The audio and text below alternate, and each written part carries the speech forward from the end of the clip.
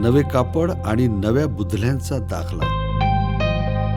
मत्तय 9:14-17.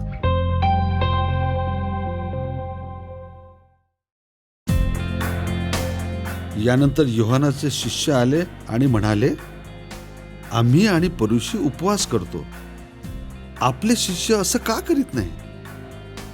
येशू त्यांना म्हणाले, जोपर्यंत वर सोबत आहे काय वऱ्हाडीत दुःख मनवतील, तेव्हा अशी वेळ येईल जेव्हा वर त्यांच्यापासून दूर केला जाईल, तेव्हा ते उपवास करतील. जुन्या कपड्यावर नवीन कापडाचं ठिगळ कुणी लावत नाही, कारण ते ठिगळ निघून जाईल आणि जुन्या कपड्यांना आणखी फाडून टाकील.